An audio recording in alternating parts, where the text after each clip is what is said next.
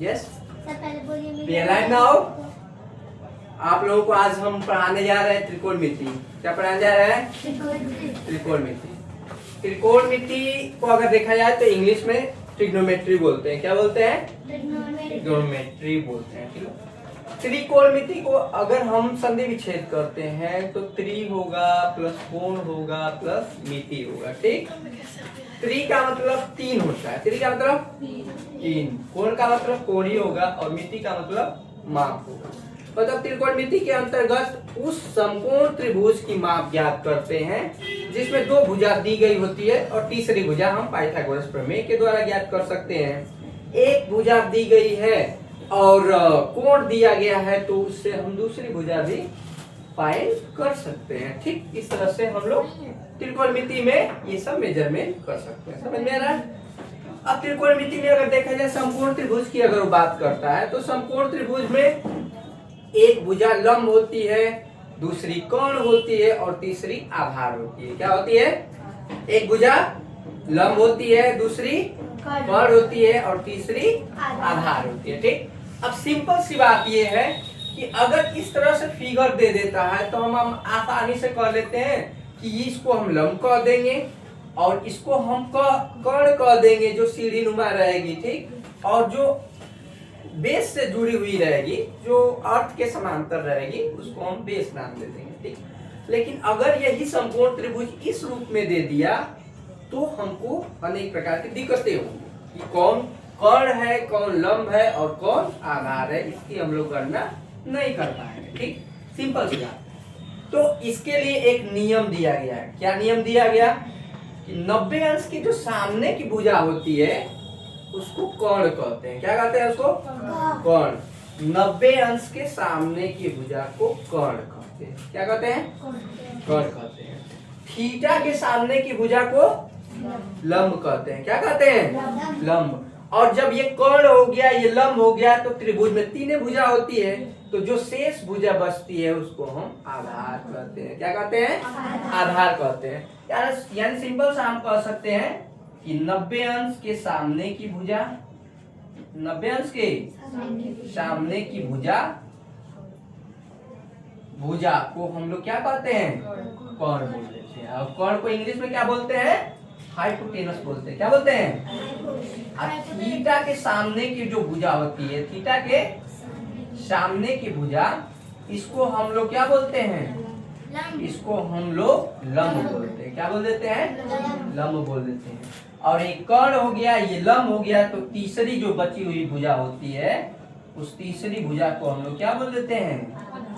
तीसरी भुजा को हम लोग आधार नाम दे देते हैं। क्या दे देते हैं? आधार।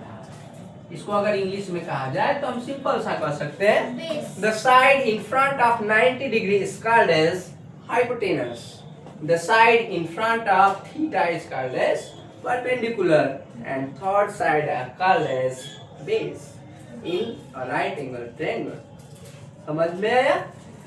अगर ये हम लोग समकोण त्रिभुज के बारे में इतना अगर जान गए तो सिंपल सी बात ये है कि अगर यहाँ पर 90 डिग्री इस तरह से अगर फिगर बना दे तो इसका मतलब यहाँ पर 90 डिग्री है। क्या है यहाँ पर? 90 डिग्री। तेज बोलो, क्या है यहाँ पर? 90 डिग्री है। और अगर हमने थीटा यहाँ पर कर दिया, थीटा क्या कर दिया? यहाँ कर दिया, तो बताओ 90 अंश के सामने की भुजा को क्या करेंगे? अब 90 अंश के सामने कौन सी भुजा है? BC। इसका क्या नाम है? BC। अब BC क्या हो जाएगी? कोण हो जाएगी। क्या हो जाएगी? BC कोण हो जाएगी। दूसरा स्टेटमेंट लिखे हैं कि थीटा के सामने की जो भुजा होती है वो लंब कहलाती है। क्या कहलाती है? लंब कहलाती है। तो थीटा के सामने की भुजा कौन हो गई? AB। कौन सी भुजा हो गई? AB। अब इसको हम क्या कह देंगे? लंब कह देंगे। समझ में आ रहा है? और ये कोण हो गया, ये लंब हो गया तो तीसरी भुजा यही बचेगी और इस भुजा को हम लोग क्या कह देंगे? आधार कह देंगे। समझ में आया? इस तरह से हम किसी भी समकोण त्रिभुज में लंब, कोण और आधार को आसानी से पहचान सकते हैं। समझ में आया? कोई दिक्कत यहाँ तक नहीं। लेकिन एक नियम और लागू होता है यहाँ पर कि अगर थीटा को बदल देते हैं, क्या कर देते हैं? थीटा को बदल देते हैं। समकोण त्रिभुज में 90 अंश को नहीं बदल सकते हैं लेकिन थीटा को बदल सकते हैं। इसको यहाँ से यहाँ पर पहुंचा सकते हैं। क्या कर सकते हैं? यहाँ तक पहुंचा सकते हैं। लेकिन अगर मान लेते हैं इसी यही त्रिभुज बनाए, फिर से यही बनाए, ठीक, यही नाम दे दें, ये ए है, ये बी है और ये क्या है, सी है, और 90 अंश तो बदल नहीं सकते हैं, तो ये 90 अंश रहेगा ही रहेगा। लेकिन अगर इस थीटा के जगह पर यहाँ पर थीटा कर दिए, कहाँ कर दिए, यहाँ थीटा कर दिए, देखो थीटा बदल दिए कि नहीं।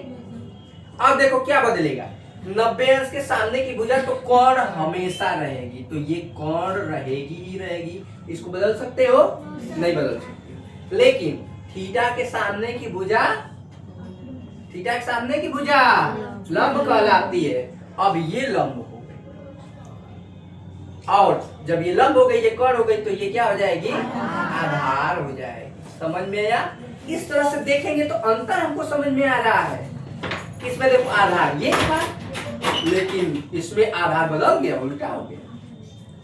इसमें लंब ये था, लेकिन लंब यहाँ पर पहुंच गया, लेकिन कोण बदला नहीं। यानी थीटा बदल देने पर, कोण बदल देने पर आधार और लंब आपस में बदल जाते हैं, लेकिन कोण पर कोई प्रभाव नहीं पड़ता है। समझ में आया?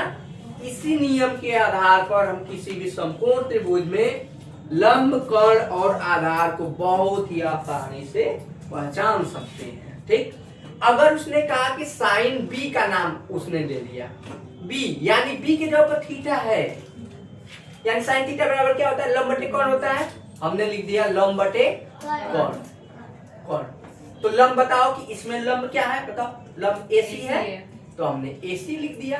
अब कोण बताओ इसमें क्या है, बीसी है, तो बीसी लिख दिया। यही साइन बी के जगह पर साइन सी लिख दे, क्या लिख दे, साइन सी लिख दे। बस यहाँ के जगह पर यहाँ पर, यानी कोण बदल गया। अब सी के जगह पर थीटा, देखो ये थीटा आ गया। अब थीटा जब यहाँ पर आ जाएगा तो लंब ये हो गया।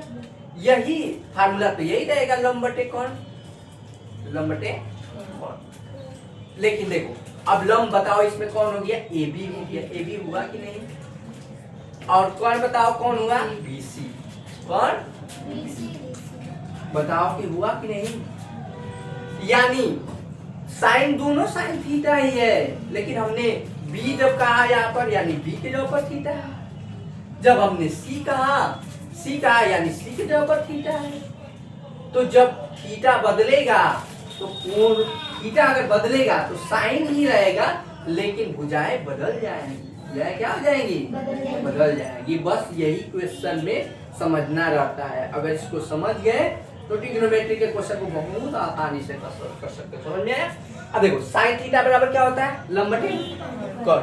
कॉस थीटा बराबर क्या होता है, आधार बटे कोण। टैन थीटा बराबर क्या होता है, लंब बटे आधार। कॉट थीटा बराबर आधार बटे लंब। सेक थीटा बराबर कोण बटे आधार, और कॉसेक थीटा बराबर क्या होता है, कोण बटे लंब होता है।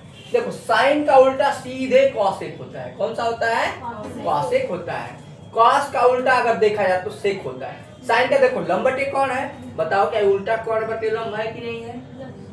कॉस का कॉस थीटा होता है आधार बटे कोण, देखो है उल्टा कोण बटे आधार है कि नहीं। और टैन का उल्टा ये होता है, अपोजिट है सब, एक दूसरे के दुश्मन है सब। टैन का दुश्मन क्या, कॉस। कॉस का दुश्मन क्या, सेक। और साइन का दुश्मन कौन, कॉसेक। एकदम एक दूसरे के अपोजिट। तू कहेगा इधर चलो, कहेगा नहीं इधर रह जाएंगे, चलो इधर चलो। समझ में आया? इसीलिए देखो साइन थीटा बराबर क्या होगा, 1 बटे कॉसेक। जो अपोजिट है, दुश्मन है, उसको नीचे कर लो। दुश्मन को हमेशा अपने से नीचे रखना चाहिए, नहीं तो तुमको पकड़ करके किडनैप करा देगा। समझ में आया? देखो साइन थीटा बराबर 1 बटे कॉसेक थीटा। कॉस थीटा बराबर 1 बटे सेक थीटा। टैन थीटा बराबर होता है साइन थीटा बटे कॉस थीटा भी, और 1/cot थीटा भी होता है।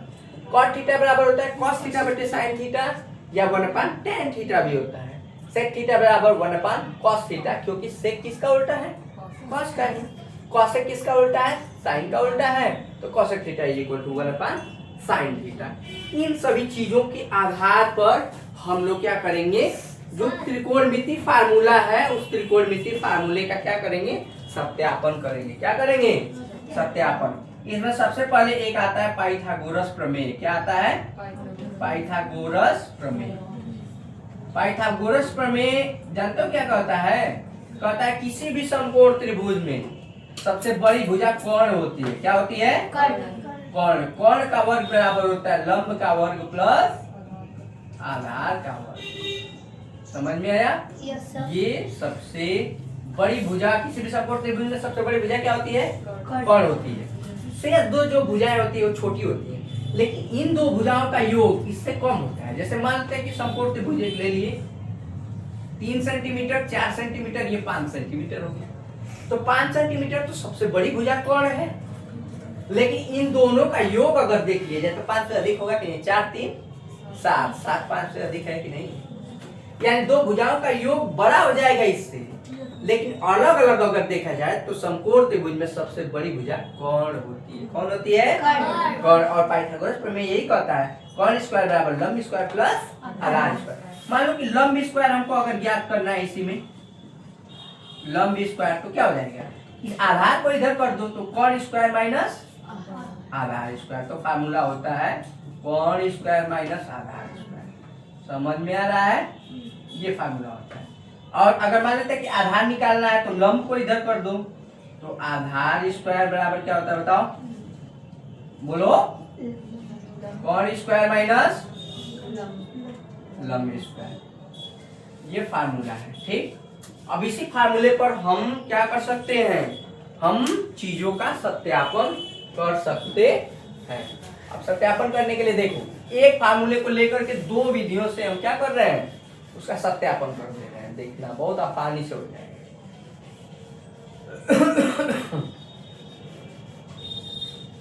अगर देखा जाए तो 1 प्लस tan स्क्वायर थीटा बराबर क्या होता है? फार्मूला बताओ।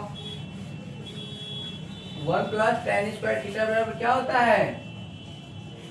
कॉसेक, अरे सेक स्क्वायर थीटा क्या होता है? सेक स्क्वायर थीटा होता है। 1 प्लस कॉट स्क्वायर थीटा बराबर कॉसेक स्क्वायर थीटा होता है। क्या होता है? Cosec square theta. अब उसमें दोनों विधियों से हम लोग सत्यापन करके चेक करते हैं कि हो रहा है कि नहीं। जैसे एक फार्मूला होता है 1 plus tan square theta is equal to होता है सेक स्क्वायर थीटा। क्या होता है? Sec square. तो 1 हम लेफ्ट हैंड साइड ले रहे हैं। किसको ले रहे हैं? Left hand side. तो लेफ्ट हैंड साइड अगर ले लिया जाए तो क्या होगा? 1 प्लस tan स्क्वायर थीटा। ठीक। इसको लिख सकते हैं 1 प्लस tan थीटा का होल स्क्वायर। लिख सकते हैं कि नहीं? 1 प्लस, अब बताओ tan थीटा को क्या हम लिखते हैं? लंब बटे आधार लिखते हैं कि नहीं लिखते हैं? बोलो क्या लिखते हैं? लंब बटे आधार। तो यहाँ पर लिख दिए लंब बटा में आधार, और इसका होल स्क्वायर हम कर देंगे क्योंकि होल स्क्वायर है ऑलरेडी ना। तो इसको 1 प्लस, अब स्क्वायर है तो अलग अलग कर देंगे, तो लंब का स्क्वायर बटा में आधार का स्क्वायर होगा कि नहीं होगा? ये है। ठीक ना। अब उसके बाद हम लोग एलसीएम ले लेंगे। तो एक और आधार स्क्वायर का एलसीएम आधार स्क्वायर होगा। क्या होगा? आधार स्क्वायर। तेज बोलो। आधार स्क्वायर। एक से भाग देंगे तो उतने बार जाएगा, उतने का एक में गुणा कर देंगे तो क्या हो जाएगा यहाँ पर? आधार स्क्वायर। ठीक। प्लस आधार स्क्वायर से आधार स्क्वायर कट गया, एक बार गया, एक का लंब स्क्वायर में कट गए तो लंब स्क्वायर। समझ में आया? और बताओ तुम ये पढ़े हो कि नहीं? लंब स्क्वायर प्लस आधार स्क्वायर बराबर क्या होता है? कर्ण स्क्वायर होता है। क्या होता है? कर्ण स्क्वायर। यानी पाइथागोरस प्रमेय से इसके जगह पर हम लोग कर्ण स्क्वायर लिख सकते हैं। कर्ण स्क्वायर बटा में आधार स्क्वायर। समझ में आ रहा है? इसको अगर देखा जाए तो दोनों पर स्क्वायर है कि नहीं है? तो हम लिख सकते हैं कर्ण बटा में आधार का होल स्क्वायर। लिख सकते हैं कि नहीं? आप बताओ कर्ण बटे आधार क्या था? कर्ण बटे आधार क्या था बताओ? Sec theta.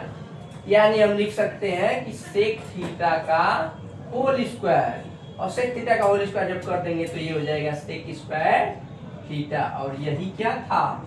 Right hand side. बताओ प्रूव हो गया कि नहीं हो गया? प्रूव हो गया ना। ये हमने किस आधार पर कराया?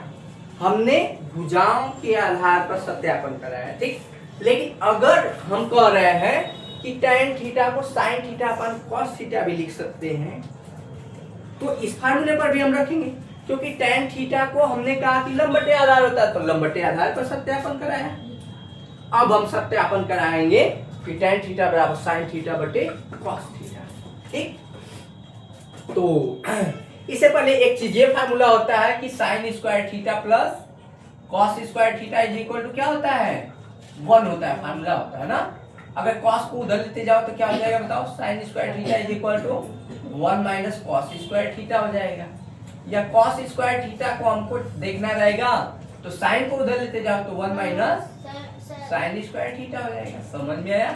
इस तरह से हम थोड़ा सा इसका यूज करेंगे। ठीक, अब यहाँ देखते हैं, ये है लेफ्ट हैंड साइड हम लोग ले रहे हैं, कौन सा, 1 plus tan square theta, 1 plus tan square theta 1 रख दिए। अब इसको बताओ कि tan थीटा का होल स्क्वायर लिख ही सकते हैं, लिख सकते हैं कि नहीं लिख सकते?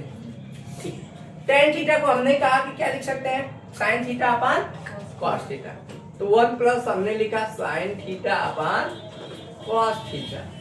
अब इसका होल स्क्वायर कर दो तो ये तो अभी 1 है, तो 1 प्लस इसको क्या लिख सकते हो बताओ, sin square theta upon cos square theta. अलग अलग लिख सकते हो कि नहीं? अपान 1 कर दो, एलसीएम क्या हो जाएगा, cos स्क्वायर थीटा।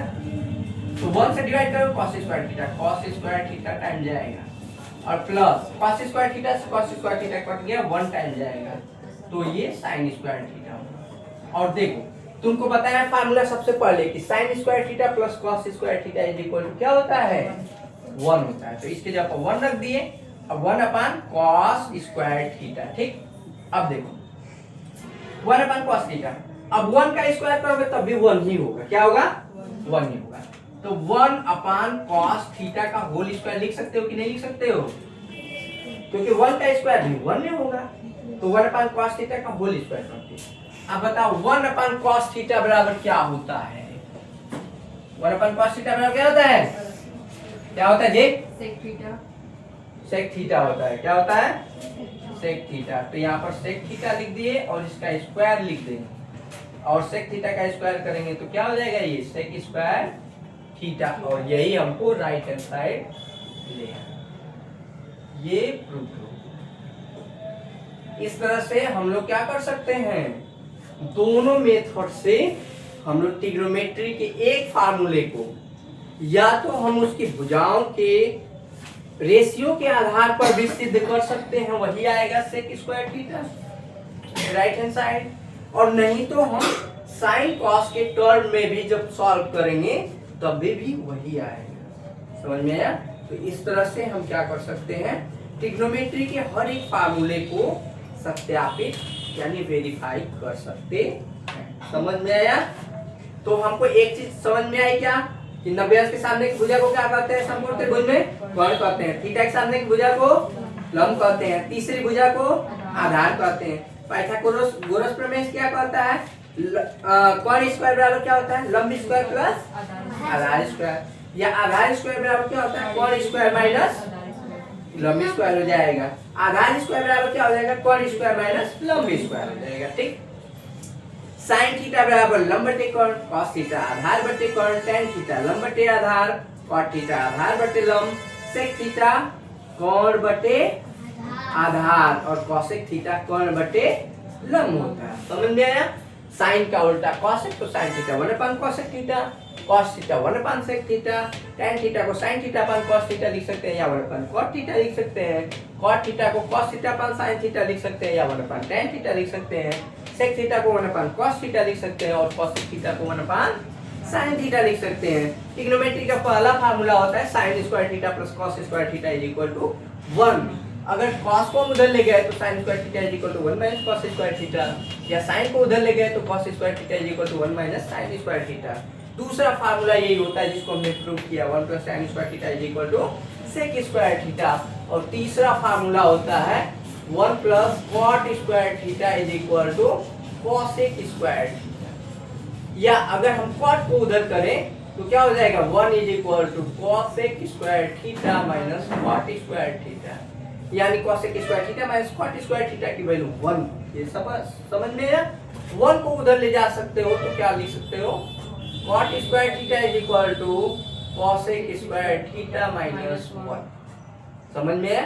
तो इसके बराबर इधर 1 लिख सकते हो। तो इस तरह से ये 3 फार्मूले बने और इसमें भी 3 फार्मूले समझ में। तो ट्रिग्नोमेट्री के सारे फार्मूलों को इस तरह से हम आसानी से सॉल्व कर सकते हैं। ओके, समझ में आया? Yes sir. बोलो। Yes sir.